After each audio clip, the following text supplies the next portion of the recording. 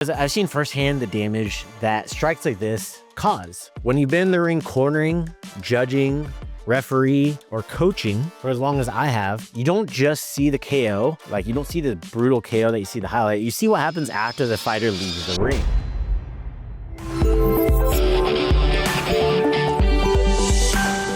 Hey, if you train Muay Thai, watch fights, or coach athletes, this is one of those topics that's going to challenge how you look at the rules.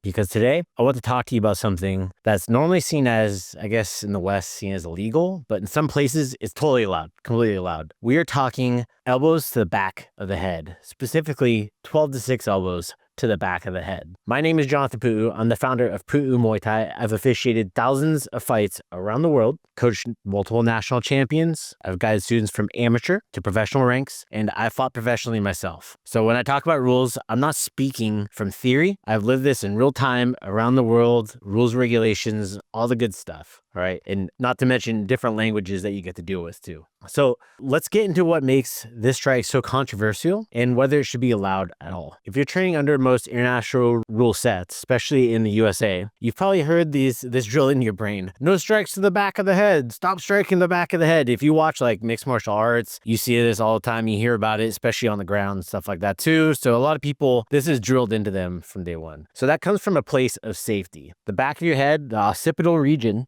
that's back here, it's your brainstem. This is an extremely vulnerable area of your body when it comes into your nervous system, your spinal column, and your brain. Extremely vulnerable. A clean shot there can cause instant disorientation, loss of motor control, or long-term neurological damage, which we'll get into in a little bit. Same goes for the infamous 12 to 6 elbows straight downward strike. And it was banned under the unified rules of MMA for years, but recently it was voted to be legalized. And that's going to change how a lot of promotions approach the sport when it comes into MMA, right? But in Muay Thai, technically it has always been legal. But for those that don't know, when it comes into rules and regulations, Muay Thai, like elbows in the US, we weren't allowed to use those. 12 to 6 elbows, like there is some states where they would allow it, the boxing commissions would allow it, Arizona being one of them, all right? But what about Muay Thai in general? What about Thailand? So here's the context that gets important. It's very important context here. Under many stadium rule sets in Thailand, elbows to the back of the head and 12-6 elbows are legal, all right? Recent example that went viral, for example, is Joseph Grobani out of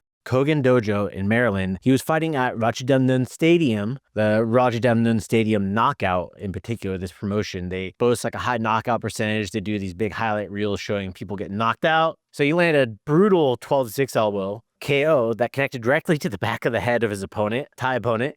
And under that promotion's rules in Thailand, it was completely legal. There's no foul, fight's over. The referee waved out the fight, and he, Joseph, was declared the winner. And if you've only trained under Western sanctioning bodies, that might sound crazy, but that's how stadium Muay Thai works, right? Even if it's not written in the rules in Thailand, it's just kind of like, those are the bricks. You'll see people get hit in the dick. You'll see like all kinds of crazy shit that happens at the stadiums that is not like codified in the rules. And now with Muay Thai becoming more international, you're seeing these rules more enforced and put down on paper. That way we have something to reference and help the sport grow. You're seeing it at RWS, you're seeing it in Knockout, you're seeing it in more of the international style stadiums too. Now, if you've ever heard about the term rabbit punch, it actually comes from boxing. It refers to punches or strikes delivered to the back or the back of the head or the upper neck. So like it'll be this region back here. For those that are listening, I'm pointing to back, like right where your skull meets the base of your head. And there's actually a whole region at the back of the head. I'll put that image up here with like a circle around it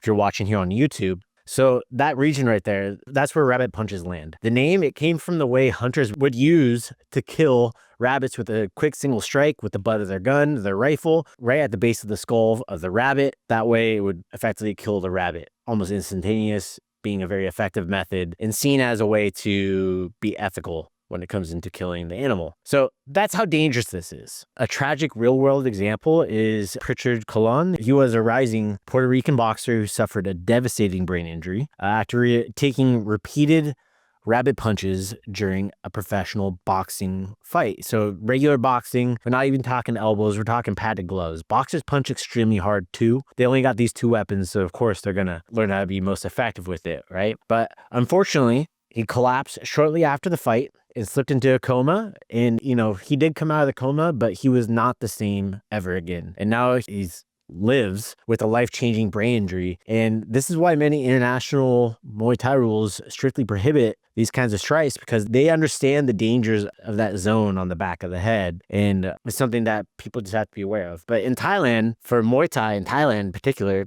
it doesn't come from boxing. It's a martial art that originated in war. If you didn't know, Muay Thai is the only martial art to develop directly as a result of wartime. The sport has always been deeply rooted in realism and raw combat application, and not just entertainment. We've seen it evolve into entertainment in this combat sport that we know and love today. And there's a cultural expectation there too. If you leave yourself exposed, it's your responsibility to defend yourself, right? I've seen referees where the boxer who's being clinched didn't know how to clinch, and the boxer turned around as the person was elbowing and it hit the guy in the back of the head, right? He put himself in that situation. While it's, technically a foul, it's also like taking advantage of the rules as well. And from a judging standpoint, elbows can be highly valued when delivered effectively, especially in the clinch or as a clean counter, right? So what I mean is not just elbows like being rated higher than any technique in judging criteria, but man, this is bone. This is like a ball peen hammer that's being used to bludgeon your opponent, all right? So just think about that. If it lands and causes damage, it often shifts the momentum of the round, all right? Especially like you saw Joseph, and I'll talk a little bit more about another fighter with their elbows as well. And let's be honest too, if Grobani had been the one getting KO'd like that, you better believe that same promotion would be running it as a highlight reel to sell tickets to tourists, quote, KO at Rajadamnern, brutal KO at Rajadamnern. You would see this blown up like on big TV screens and used as a highlight clip to promote Rajadamnern Knockout series in Thailand. And that's the marketing machine in work, all right? Marketing at play. That's the way it goes. Now, I want to give you my personal and professional opinion. Should elbows to the back of the head be allowed in Muay Thai? Again, this is coming from somebody who loves Muay Thai, all about authentic Muay Thai. I teach 12 to 6 elbow. I talk about like the only strike really being not legal in Muay Thai is nowhere when it comes into self-defense. When it comes into sport, that's a different conversation. So no, I don't believe they should be allowed to the back of the head. Not because it's not skillful. It's actually very hard to elbow that intentionally, right? And not because it's not rooted in tradition, but because I've seen firsthand the damage that strikes like this cause. When you've been in the ring cornering, judging, referee, or coaching for as long as I have, you don't just see the KO, like you don't see the brutal KO that you see the highlight. You see what happens after the fighter leaves the ring. The hospital, the symptoms, sometimes hospital visits turn into stays. They have to get brain scans. They have to make sure the fighter's okay. And, like I was talking about with this boxer, Pritchard, he was in the hospital, fell into a coma, and he didn't come out the same. All right. So the long recoveries also from this too. Sometimes fighters don't come back the same, either mentally or physically. Some fighters are a little bit slower. There's like boxer's pugilistica, which is like boxer's dementia. All right. You saw Muhammad Ali who's had symptoms of this, and they don't quite understand exactly what causes this kind of thing. But CTE and brain injuries, brain stem injuries, I mean, it makes sense that something like that might lead to that. All right. I believe Muay Thai is already dangerous enough when fought clean too. Like straight up. There's some people, Mark Entenberg, he's fighting left way. That shit's crazy, man. Headbutts, they could throw themselves to the ground. There's no standing counts. There's no 8 counts. There's nothing like that. Muay Thai there is. Like, I think Muay Thai is brutal enough where it's at, where that limit's at. With that said, context matters. If you're watching clips online, like you're looking on Instagram Reels, YouTube Shorts, TikTok, or like somebody sends you a clip or you're watching a replay from the stadiums, especially from Thai stadiums, or even breakdowns from other coaches, always ask, what is this rule set? What was it under? What was this rule set under? All right. Because the legality of the strike doesn't make it dirty or clean. What matters is whether it followed the rules of the fight, right? If 12 to 6 elbows to the back of the head are allowed, by all means do it, all right? By all means do it, all right? This is different than like knees to the groin. For those that don't know, knees to the groin used to be allowed in Muay Thai in the stadiums. There was actually a guy who decided to exploit that, and that came in over time, right? Because people didn't want to get knee in the groin. It's kind of like a gentleman's agreement. You don't knee each other in the groin. An elbow strike to the back of the head, like you don't put yourself in that position. Whereas like a groin strike, that's very easy to, it's there. Great for self-defense, right? That's how I recommend it, all right? But when a fighter like Grobani lands that KO, he's not cheating. I saw this because so many people were blowing him up, calling him a dirty fighter, a cheater. He's going to Thailand to fight lesser skilled opponents, which I'll get into a little bit.